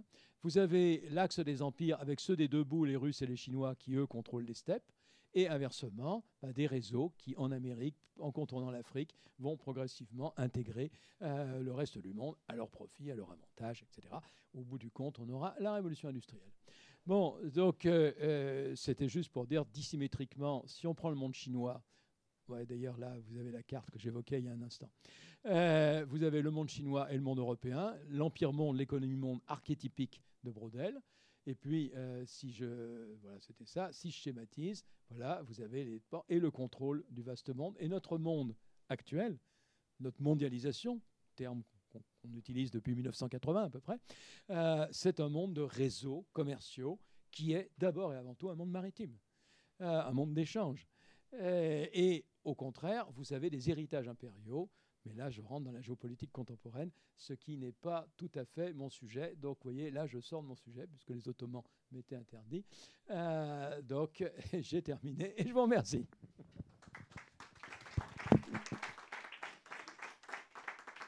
Je vous remercie tout d'abord pour la pertinence de votre exposé. Enfin, je me présente Arif Salahdine. Donc, enchanté. Donc, j'ai des précisions plus que des questions. Le hasard a fait que la semaine dernière, j'ai pris le thé dans une région en Algérie, vers Tiaret. Ça s'appelle Frenda. Et Frenda, c'est la ville de naissance de Jacques Berck. Et j'ai eu le plaisir de me lier d'amitié avec le directeur de la maison Jacques Berck. Alors, il m'a fait prendre le thé dans une grotte. Alors, je lui ai dit, c'est quoi cette grotte? Il m'a dit, c'est là où Ibn Khaldoun a écrit la Muqaddima. Or, tout à l'heure, vous avez dit que la Muqaddima, l'œuvre majeure, a été écrite au Caire. Comme ce n'est pas très ancien, je pense qu'on peut, parce que toutes les visites qui se font à Tiaret, à l'université, parce que j'y vais de temps en temps, on les amène à la Muqaddima. Alors, tâchez de me donner la précision pour lui envoyer un SMS rapidement et pour clarifier, bien sûr. Ça, c'est la première question. La deuxième question, tout à l'heure, quand vous avez parlé de Gibraltar, vous avez fondamentalement parlé le Maroc. Un pays que j'aime beaucoup, d'ailleurs, je dois y aller la semaine prochaine. Et est-ce qu'on oublie, ou bien sont-ils passés à pertes et profits, les deux autres pays qui ont constitué quand même dans l'histoire de la région, pas des empires, mais à la période romaine, je crois qu'il y avait la Numidie, il y avait tout cela. Et régulièrement, vous citez le Maroc, et on dit là aussi, j'aimerais bien avoir cette précision, Tariq ibn Ziyad, d'où le nom de Gibraltar. On situe cette région à Walhassa, qui est à côté de Benissaf, à l'ouest de l'Oranie, que je connais un petit peu. Pouvez-vous nous apporter là aussi des précisions? Excusez-moi d'avoir... Oui, non, mais vous avez raison, il faut être précis. Cela dit, je ne suis pas forcément capable de vous répondre. Alors, à propos de votre thé, était-il d'ailleurs à la menthe? Évidemment. Ah, bon, d'accord. Parce que... Hey, d'accord, bon. Alors, je voudrais voir pourquoi je vous pose la question. Oui, alors peut-être pas précisément le texte de la Muqaddima, mais l'ensemble des textes d'Ibn Khaldoun, dont je ne suis absolument pas spécialiste, hein, et il faudrait demander à Gabriel Martinez-Gros. C'est quelqu'un qui a beaucoup voyagé. Il a d'ailleurs été, à la fin de sa vie, à Damas, où il a dialogué avec Tamerlan, en tremblant d'ailleurs, parce que problème. Bon. Mais de ce point de vue-là, c'est assez intéressant pour montrer à la fois la différence locale et l'unité, malgré tout, culturelle d'un grand intellectuel, ce qui signifie également aussi quelqu'un qui avait des ambitions de dirigeant politique. S'il a écrit, c'est aussi qu'il n'a pas eu trop de chance sur le plan politique. Donc, il y a beaucoup de lieux, et j'en connais aussi un dans la Médina de Tunis, où par ailleurs un fait, ça fait à la famille, mais dans la Médina de Tunis, il y a le lieu où il a écrit. Hein, je veux dire. Donc, je suis prudent. Moi, je ne sais pas, posons la question à un spécialiste, mais je suis prudent. Je pense que, vu le prestige de la Muqaddima, on a tendance à lui trouver beaucoup de lieux. Bah, tant mieux. Hein, bon. Et c'est peut-être tout vrai, d'ailleurs, parce qu'effectivement, comme il y a été, qu'il a réfléchi, beaucoup parlé avant de mettre par écrit, il est possible que ça soit tout à fait vrai à Tiaret. Alors, si je vous demandais pourquoi du thé à la menthe, il se trouve que je suis en train d'écrire une histoire du petit déjeuner. Ce qui doit vous sembler extrêmement farfelu. Et pas du tout, c'est parce que c'est une histoire de la mondialisation, le petit déjeuner. Du thé, du sucre, du café, du cacao. C'est le monde, et surtout, c'est un monde tropical. Bon, mais j'en dis pas plus, parce que c'est pas notre sujet. C'est pas impérial, sauf au sens de colonial. Mais simplement pour vous dire, le thé à la menthe qui est immémorial, n'est-ce pas? Tiens, d'ailleurs, il vous l'a dit en arabe dialectal, en arabe classique, en tamal. Donc il a dit thé, il n'a pas dit chai. Oui, tout à fait. C'est-à-dire qu'il a dit le mot occidental. Non, mais c'est le thé à la menthe. Voilà, le thé à la menthe, il a pas plus de 2 siècles. Hein. L'infusion de menthe, non. On a mis du thé dans l'infusion de menthe. Mais c'est du thé occidental, c'est du thé des compagnies des Indes, et on considère même que c'est un peu une légende occidentale, ça. Mais que c'est la guerre de Crimée, où lorsque le marché russe est fermé, les compagnies anglaises forcent le marché marocain. Bon. Mais en fait, c'est dès Gibraltar qui joue un rôle, où il y a une diffusion dès le XVIIIe siècle en direction du Maroc. Mais c'est pas vieux. C'est pas vieux. D'où le fait que ça porte le nom de l'Ouest, c'est-à-dire le nom de la Chine du Sud, en réalité, celle des compagnies des Indes, et qu'on dise, comme en Angleterre ou en France, thé, et non pas chai, comme disent les Arabes, les Russes, les Grecs, etc., c'est-à-dire ceux qui l'ont connu par la route de la soie. Bon, excusez-moi, c'était une anecdote. Bon, alors, maintenant, pour Gibraltar, moi, je suis totalement incompétent. Hein. Là, je ne sais pas. Je ne sais pas dans mon domaine, et j'ai certainement dit de grosses approximations. Hein. Oui, alors ça, d'accord. Oui, oui, tout à fait. Bah, parce que, en fait, non. C'était lié aux cartes de l'Atlas. Voilà, c'est-à-dire que les grandes constructions géopolitiques ont été là. Je trouve qu'on a d'ailleurs, on les a pu les maintenir. Je sais que Gabriel Martinez y tenait, alors qu'on aurait pu aussi mettre des cartes tunisiennes, enfin l'Ifriqiya. Alors c'est plus compliqué entre les deux. Personnellement, j'aurais tendance à défendre l'idée qu'il y a une construction d'une lente identité à cause de son automisation très ancienne au Maroc, avec des frontières floues, qui le sont toujours, vers le sud. Et puis, d'autre part, sur la région de Carthage. Je veux dire, l'Ifriqiya, là, vous avez une identité très ancienne que les Romains avaient repris. C'était une province romaine, à la différence de la Numidie et de ces régions périphériques et contrôlées, plus ou moins. Mais entre cette identité marocaine qui se construit, l'équivalent du Moyen-Âge européen, et puis cette très très vieille identité tunisienne, c'est souvent flou sur le plan historique. C'est un entre-deux. Alors, ça ne veut pas dire qu'il n'y a pas des grandes constructions politiques, hein, Tlemcen, par exemple, en particulier, mais que très longtemps, c'est l'extrême marge, très autonome, très barbare, d'ailleurs, de leur point de vue, du monde ottoman. À partir de... C'est le monde... C'est Alger, quoi, c'est le Bénin. Voilà, donc vous avez quelque chose qui se construit. Et si je voulais être très provocateur, je dirais que l'identité algérienne, c'est une construction de la colonisation française. Mais... Bon, je ne vais pas rentrer là-dedans. Hein, je ne vais surtout pas rentrer là-dedans. Voilà. Bon. Mais je suis pas, en plus, je rentre dans un domaine dans lequel je ne suis pas compétent, donc on peut me récuter facilement. Voilà.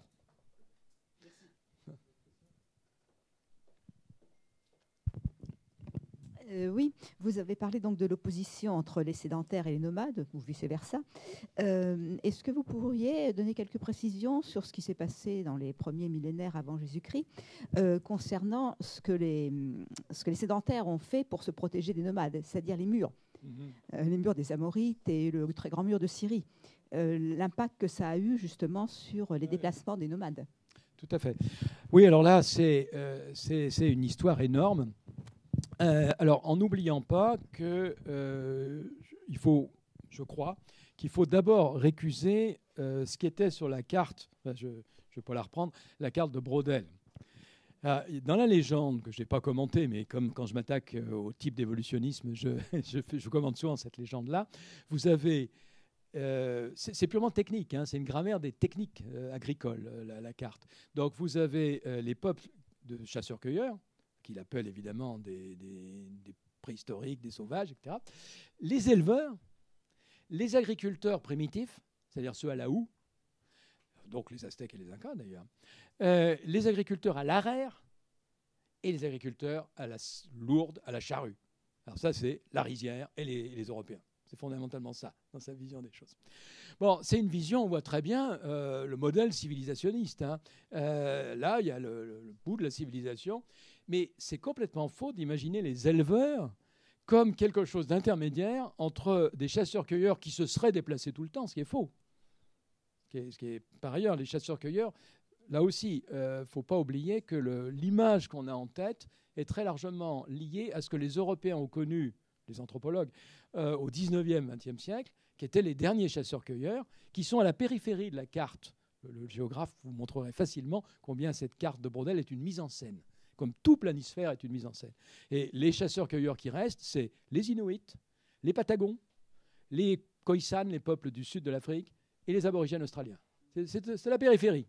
Et au centre, vous avez la civilisation. D'ailleurs, si vous prenez la carte, le centre, c'est le méridien de Greenwich, qui est une invention européenne, bien sûr. Vous avez paf, exactement l'Europe au milieu. Et puis, c'est un modèle qui avait été théorisé par un philosophe du XVIIIe siècle, de Gérando, qui disait « plus on s'éloigne de l'Europe, plus on remonte dans le temps ». Vous avez un modèle d'évolution. Et les éleveurs étaient situés dans cette logique-là, encore au milieu du XXe siècle, dans la carte de Braudel, avec l'idée qu'au fond, ils avaient domestiqué des animaux, mais ils n'étaient pas encore, ce qui est quand même l'idéal quand on le vit, parce qu'on le vit, c'est pas forcément vrai, qui était d'être sédentaire. Donc vous avez là quelque chose des peuples qui se sont spécialisés dans l'élevage, parce que bien voir que les peuples des steppes, c'est des gens qui étaient des carnivores fondamentalement, mais aussi des buveurs de sang. On oublie, les peuples d'éleveurs, même les peuples d'éleveurs de bœufs en Afrique, boivent beaucoup du sang de leur animal. C'est un élément important. Et si on le fait de manière régulière, évidemment, de grands consommateurs de produits laitiers, y compris, si vous connaissez un peu des peuples d'Asie centrale, c'est assez dur à avaler pour quelqu'un qui n'est pas habitué, le koumis, c'est-à-dire de l'alcool de lait. C'est pas parce que tous les peuples ont fait ça, trouver leurs drogues diverses. Donc vous avez là une spécialisation qui n'a de sens que par rapport au monde des sédentaires. Et j'évoquais les complémentarités, c'est là où c'est le plus net, c'est là où la confrontation est la plus proche, mais dans le monde russe, c'était déjà le cas, ça sera le cas plus tard, mais dans le monde chinois, la Chine est constamment déficitaire en chevaux. La cavalerie chinoise et les transports, les courriers, etc., c'est des chevaux achetés aux Mongols, et quelquefois on achète le cavalier avec d'ailleurs, parce que c'est le technicien. De même, tous les objets en cuir.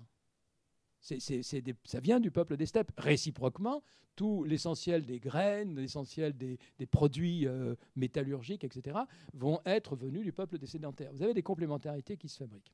Alors évidemment, qui est vu d'une manière économiquement le doux commerce, comme on dit au XVIIIe siècle, c'est aussi effectivement la confrontation géopolitique. Parce que c'est deux projets de société constamment en concurrence l'un avec l'autre.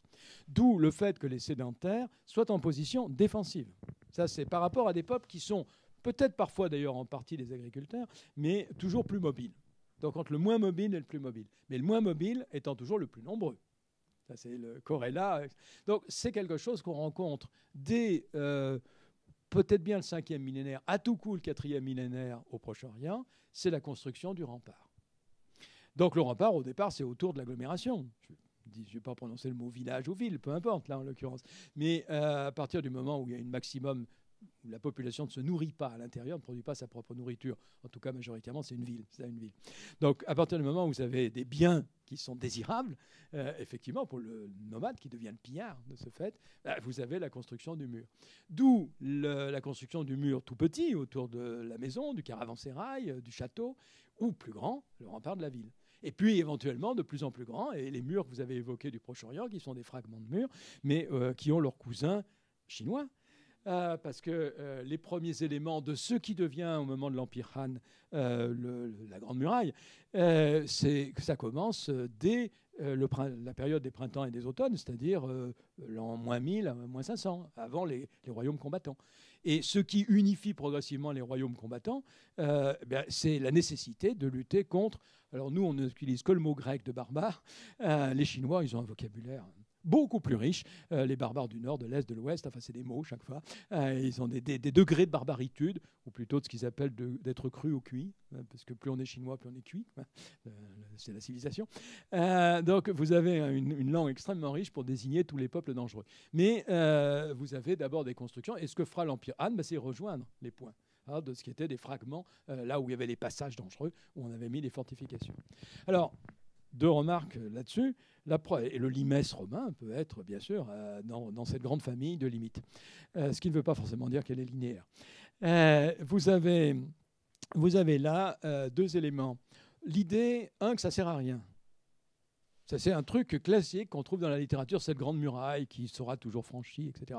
Oui, quand ponctuellement il y a une attaque violente, c'est sûr que ça ne tient pas le coup. Surtout qu'il ne faut pas oublier que la grande muraille, on a tendance à l'imaginer telle qu'elle a été joliment reconstruite au nord de Pékin pour les touristes, comme objet identitaire d'ailleurs pour les Chinois, parce que c'est essentiellement les touristes chinois qui y sont. C'est-à-dire quelque chose de costaud, c'est du lourd. Et puis sur plusieurs lignes, avec des tours, on voit pas facile à prendre. Le plus souvent, il s'agissait d'une levée de terre. un peu comme le Limès d'ailleurs. Hein. Il s'agissait d'une levée de terre avec des petites garnisons, des gens qui étaient là pour allumer des feux, pour prévenir. Il fallait entretenir ce système-là. Mais enfin, ce n'était pas inefficace. Mais dès qu'il y avait une grosse attaque, ça ne pouvait pas tenir le coup. Mais pour qu'il y ait une grosse attaque, il fallait que le rapport politique se soit inversé. Parce que le plus souvent, le contrôle géopolitique, ce n'était pas simplement ou peu la muraille, qui était le dernier rempart finalement, c'était le contrôle des peuples en les vassalisant, pour employer un terme occidental, par des mariages, par des achats, par des titulatures impériales chinoises prestigieuses, en les payant aussi, tout simplement. Alors, les Romains vont faire pareil avec les peuples alliés, comme on disait, hein, c'est-à-dire en les achetant, en les utilisant, en leur donnant des titulatures. Voilà, vous avez cette pratique que tous les empires sédentaires, ils achètent la paix, au moins un certain temps. Donc ça protège d'un glacis, éventuellement assez lointain, et puis de temps en temps, on fait une expédition punitive. Mais la muraille, c'est le dernier rempart, quoi, au cas où vraiment il y a une attaque et ça ne marche pas. Non, globalement, ça marche. Globalement, ça assure la paix pendant des décennies. Ah, c'est beaucoup. Deuxième corrélat, ça coûte très cher. Parce qu'il faut non seulement la construire et l'entretenir, mais surtout des garnisons, il faut constamment, et donc des légions romaines, enfin, même si, il ne faut pas exagérer, les légions romaines, au maximum de l'armée impériale, ça a été 200 à 300 000 hommes, sur l'ensemble de l'Empire. Vous imaginez, on se plaint de notre petite armée française à 100 000 hommes. C'est 3 fois l'armée française actuelle, mais sur un immense empire. Et les armées chinoises n'étaient pas si considérables que ça. Hein. Donc vous avez là quelque chose qui, malgré tout, coûte cher, nécessite une fiscalité, un contrôle de la société à l'intérieur de l'empire. Et le modèle que schématise dans son dernier bouquin en particulier Gabriel Martinez, c'est tout à fait le développement d'Imraldoun pour cet rapport de l'Empire et de sa périphérie.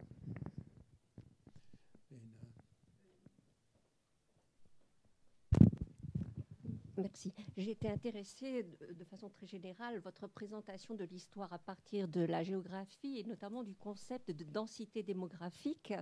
Donc, je voudrais savoir si c'est un concept dont l'origine est française, où il y a des écoles parallèles pour jouer la mondialisation. Est-ce que les Américains, les Anglais ont raisonné comme vous venez de nous l'expliquer?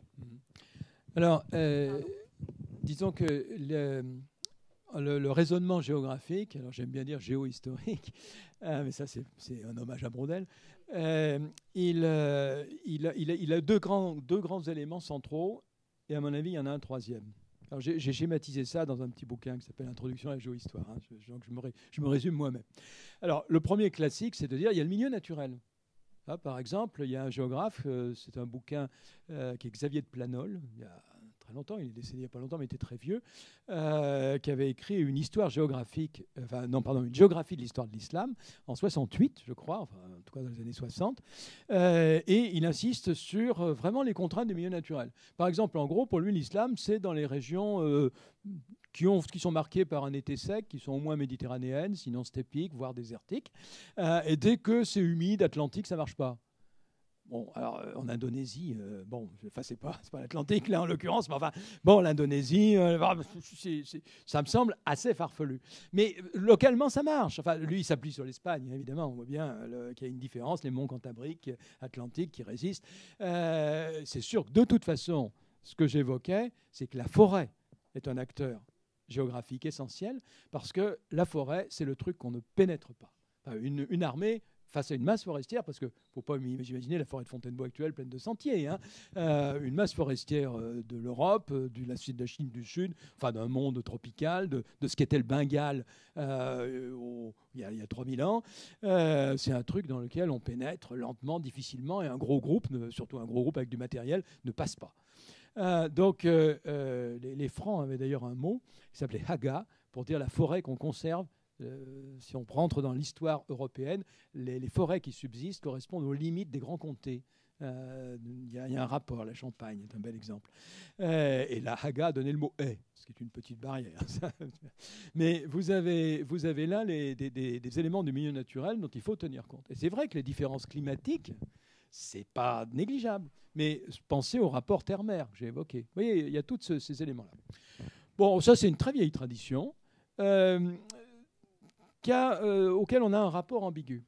Parce que les géographes, ou plutôt l'usage qu'on a fait de la géographie, mais les géographes ont péché aussi, ils ont été très souvent le grand péché des géographes, comme on dit, c'est d'être déterministe, sous une forme très particulière de ce mot, parce que le déterminisme, en épistémologie, ça a bien des sens, mais qui est de dire la nature explique la société.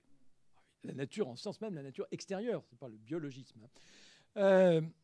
Et c'est évidemment absurde. C'est-à-dire c'est nier l'existence de la société. Alors le résultat, c'est qu'on a souvent fait l'inverse, c'est-à-dire oublier le contexte du milieu naturel. Alors là, c'est un grand âge. On se dit, mais après tout, c'est comme l'Empire romain. Si on ne commence pas par dire que l'Empire romain se construit autour de la Méditerranée et que c'est d'abord une circulation maritime, alors ce n'est pas au départ. Hein, ce n'est pas dans la Rome des 7e, 4e siècles. C'est après la conquête de la péninsule italienne. Mais si on ne comprend pas, par exemple, si on veut prendre l'histoire romaine et qu'on ne comprend pas que c'est à la périphérie du monde dense, et civilisé, si vous voulez, du monde des grandes sociétés à écriture et à construction géopolitique lourde, qui était la Méditerranée orientale du 2e millénaire avant notre ère et du début du 1er millénaire. Que c'est la péninsule qui est au centre de la mer, que c'est la ville qui est au centre de la péninsule et qui est la charnière du monde grec et puis des autres mondes plus ou moins intégrés, type étrusque, qu'on se construit sur des cités sur le modèle de la Méditerranée orientale, mais sont un peu différents. Et on a une ville qui est mi-étrusque, mi-grec, enfin, qui est particulier, qui est Rome, quoi. Et qui va donc vous avez progressivement l'extension de cette cité à l'ensemble du monde méditerranéen, parce que l'Empire romain peut être plus comme une grande cité, le mot citoyen. Vous avez cette construction à partir de ce milieu naturel. Mais c'est pas facile. Et même, je dirais peut-être surtout en France, où le couple histoire-géographie existe, ce qui est particulier à la France. Enfin, il y a très peu de pays qui font ça. Hein. Il y a le Japon. Enfin. Mais le plus souvent, les historiens n'y pensent pas beaucoup. Mais en France, non seulement on n'y pense pas beaucoup, mais on l'a exclu parce que la géographie, c'est devenu la lecture du présent. C'est ça, un cours de géographie, c'est le dernier chiffre, de production. En gros, c'est ça. Bon, alors deuxième aspect, qui est la densité. Alors, là encore, c'est une chose auquel on a pensé dès le 18e. C'est-à-dire, bah oui, mais s'il y a beaucoup de monde ou pas beaucoup de monde, parce que la géopolitique pratique de l'Ancien Régime, c'était il n'y a de richesse que d'hommes. Hein, c'est du Bodin, c'est le XVIe siècle. Donc, c'est de dire, voilà, le roi, le souverain, a besoin de sujets qui payent et qui se battent. Voilà, en gros, c'est fondamentalement ça. Donc, il faut du monde. Et c'est un problème. Le malthusianisme, c'est plus tard. Ça. On a au contraire constamment la recherche d'avoir des peuples sous sa direction. Donc au XVIIIe, c'est assez logique de se dire tout dépend du nombre. Mais sans qu'on sache forcément comment les mesurer, mais enfin la démographie, ça naît au XVIIe, hein, vraiment. Et très vite, en ayant à nouveau un péché de déterminisme mécaniste. C'est tout à fait explication de dire, dites-moi le nombre des hommes et je vous dis l'explication. Avec l'idée, quand c'est pas nombreux, c'est dilué, il ne se passe pas grand-chose, ça se fractionne. Quand ils sont suffisamment nombreux, ça se passe bien. Mais s'ils deviennent trop nombreux, alors là, ils vont se battre entre eux. Ça va être la lutte pour la vie. Et c'est là où on a un modèle malthusien. Et vous avez un modèle qui est redoutable, mais qui n'est pas mort. Hein. Je peux vous dire, par exemple, j'ai lu des explications des combats, des guerres civiles, ou des massacres Tutsi-Hutu, uniquement en fonction de la densité. Comme il se trouve que c'est la région la plus dense d'Afrique, noire en tout cas, il faut penser à l'Égypte, vous avez là quelque chose qui semble une explication facile. C'est un paramètre qu'il ne faut pas oublier, et en même temps, il ne faut pas en faire une explication, comme le milieu naturel. Donc le résultat, c'est qu'on passe notre temps à alterner les moments où on oublie, on fait le même raisonnement quand on est dans un monde totalement dilué qui serait les steppes mongoles, et puis un monde où il y avait déjà peut-être 100 habitants au kilomètre carré qui étaient les régions de la Chine centrale. Et puis, d'autre part, donc on oublie ce genre de contexte, comme on oublie effectivement le milieu naturel. Dans tous les cas, il faut pas, il faut tenir compte. Alors heureusement, dans le cadre des évolutions historiographiques depuis 30 ans, qui sont totalement consécutives à l'idée de mondialisation, et qui sont consécutives aussi, ce qui me semble une conséquence, alors je le dis plus que vite, hein, là, à la post-modernité, c'est-à-dire l'abandon de ce modèle évolutionniste, ce qu'on appelle la fin des grands récits. Hein. Donc vous avez là quelque chose qui nous met la nécessité de réfléchir aux histoires côte à côte. de se dire, il y a de l'histoire chinoise, il y a de l'histoire européenne, il y a de l'histoire des mondes musulmans, il y a de l'histoire indienne, bon, de l'histoire au sud du Sahara, qu'on oublie souvent, et d'essayer de voir les types d'interrelations. On appelle souvent l'histoire connectée, quand on prend précisément des acteurs, ce que Subramanian fait très bien à 2 pas d'ici au Collège de France. Donc vous avez là un développement d'une histoire qui effectivement nous lave, nous permet de relativiser, pour parodier un titre qui a fait Flores, de provincialiser l'histoire vue d'Europe. À condition pas non plus de l'oublier. Parce que dans un cadre post-colonial, on a aussi tendance à ne voir que négativement ou pas du tout une histoire européenne. Ça, alors que ça construit le monde. C'est un élément essentiel. Donc oui, c'est pour ça que j'ai fait la provocation sur l'Algérie tout à l'heure d'ailleurs. Donc vous avez là une évolution historiographique qui n'est pas facile à maîtriser et dont la tentation, pour le dire de manière polémique, c'est une sorte d'Huntington intellectuel. C'est-à-dire chacun fait son histoire. Il y a une histoire indienne, une histoire chinoise, etc. Alors l'histoire chinoise peut dire qu'elle est en plein essor pour dire tout est chinois. Enfin, je veux dire, il y a eu un vague épisode européen, mais enfin bon, on va l'oublier, ça n'a pas duré longtemps, 4-5 siècles, qu'est-ce que c'est pour l'histoire chinoise. Donc tout a été inventé par les Chinois, et donc si vous prenez toutes les grandes diffusions, c'est qu'on a vu, en partant du croissant fertile, ne serait-ce que 2, l'agriculture, et à l'échelle de l'Ancien Monde, parce qu'il y a eu d'autres lieux, d'autres foyers de l'ancien agricole, et l'écriture, et dire la Chine, on n'a rien à voir avec ça. Nous, on a inventé l'agriculture, nous, on a inventé l'écriture. Ils n'ont pas encore dit que le cunéiforme était un dérivé du chinois. Mais, bon, et que la domestication du blé ou du porc au Proche-Orient il y a 10 000 ans, les Chinois l'avaient fait avant, mais ils n'en sont pas loin.